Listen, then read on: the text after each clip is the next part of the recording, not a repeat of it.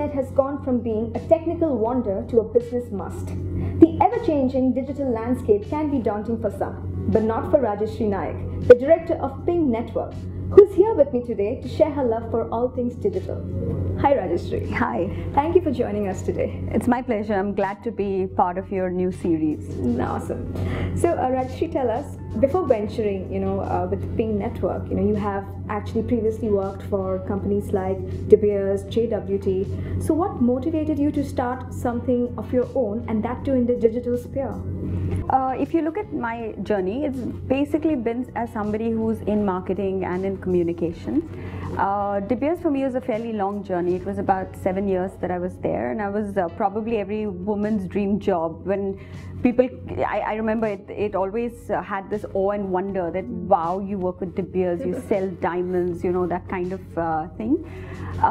What really, the big trigger point was, I had done about 13 odd years in my career, 13, 14 years, and I always had this quest to study. I always wanted to study in INSEAD. I never got a chance to go get my MBA done in INSEAD because life, work, everything happened. So there was an opportunity for me to do a one-year leadership program with them. I think to me that was the turning point, because it's interesting when I look at why I joined INSEAD. I said that I wanted to go ahead a luxury business or join the social developmental world. I had very fixed ideas why I was doing this program and what I wanted to do. That 1 year completely stimulated my mind. Suddenly I realized entrepreneurship is what I want to do. And that's something I would have never considered. But as I went through the process, through the studying, meeting people, hearing about it, understanding it, getting rid of all the barriers in my head about what being an entrepreneur is all about, this whole risk aversion I had or whatever, I was like, okay, that one thing became clear. I was not going to go back and work in a company. I think that clarity pretty much came. I also realized my ambitions were far more greater. Like, I didn't want to become a functional head. I didn't want to again go head any other marketing division. So that became the starting point. So I was already working with the Ping team, but more informally, and so I was there from the start in the sense of informal brainstorm. But then 6 months after they started, I was like, okay, this is what I want to. So I formally joined as a co-founder at Ping. Nice. Absolutely, because it is the YouTube generation. Everybody is online these days. Tell me, what is your idea behind the name Ping? Does it stand for something, or is it? So I think this credit would go to our one of our co-founders, I think Prashant Das, who I think when they were Govind, who's our founder, with Prashanto and Anagar, really the first 3 people who started working. I think it was this whole concept of ping me. Ping. Yeah, that was the lingo. BBM was big at that time. So can you just ping me? And that's how the word ping came. And it's interesting because I didn't think too much of the name at that time. It was a name, okay, but it wasn't like, oh wow, what a name. But it's amazing how many people like it. So it's nice. And today everybody so easily says, it's got huge recall now. People, it's an easy name to remember. Of course, Ping. Yeah. But it definitely must have taken you a lot of confidence and courage to actually do something like that of your own. What kind of challenges, did you face? I think the confidence came with that 1 year at INSEAD, to be very honest. I know I sound like as though I'm this mini brand ambassador for them. Let me put it like this. I think that 1 year came from going back and stimulating yourself and studying. I sincerely, and that's one piece of advice I give a lot of people who are almost in this mid-career crisis and like, what should we do? It's like, go back, study. You have no idea the stimulation it'll do, and things you didn't think you want to do, you'll suddenly feel that's what you want to do.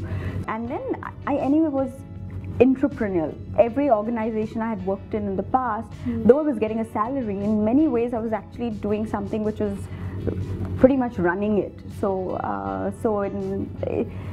I think all that cumulatively came together, and so I don't think it was a challenging decision. No, I did not spend any sleepless nights at all. It was like fish took to water. Awesome. So how online media savvy are you? Very.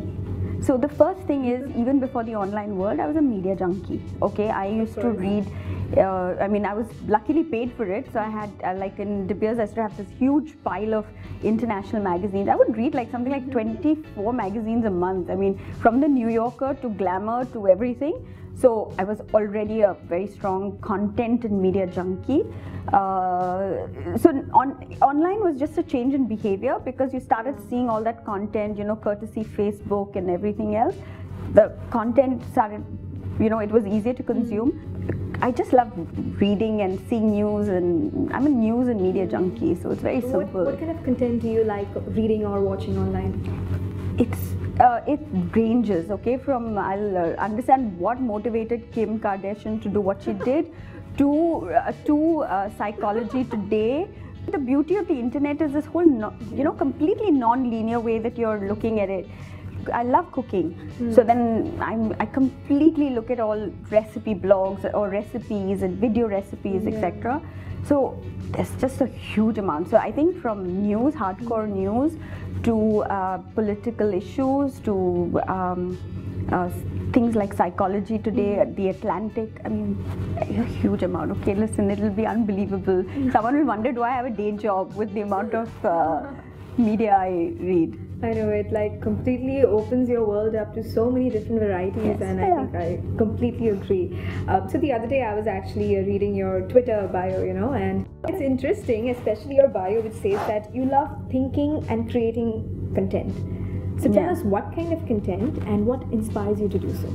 So let me put it like this. I mean, Ping Network, what are we? We're basically content creators. We're building a real media business. It's really a television network for this whole new audience, which is consuming content differently today. It's not consuming it in the traditional ways of television, and it's really this whole digital audience. What we're doing as content creators is we understand this consumer out there.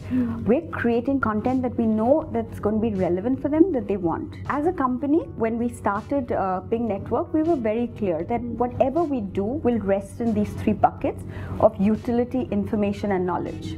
What we're saying is that digital is a platform, and we're going to create news content the way they want to see it, and that's what we will be about.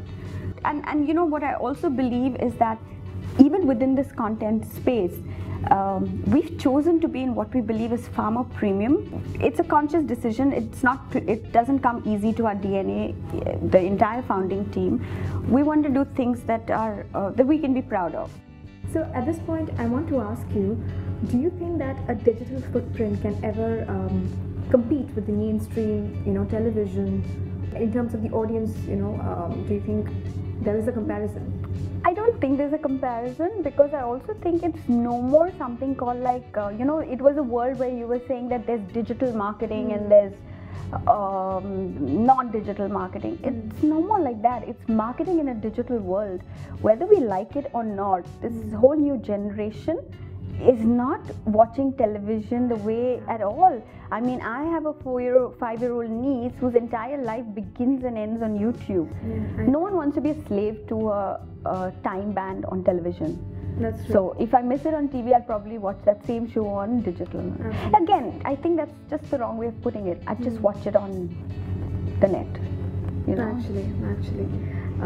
Rajeshree, how difficult has it been, or how, you know, maybe you would like to put it better, to be a female leader in the media industry? Gender has never been a barrier or an issue, nor have I don't know, it's never been a question, though I do recognize, and many people talk about this fact that, you know, women don't have it easy or whatever. I think I'm very conscious about that battle that women have fought. But I think a lot of women fought it so beautifully for us that today we really have a fair playing field. It's just your individual drive. Whether you're a woman or you're a man, it's your own individual drive, and you'll make it happen for you either which way. How do you maintain a work-life balance? Like after work, how do you relax? So I think that's the beauty of entrepreneurship. It's like a baby.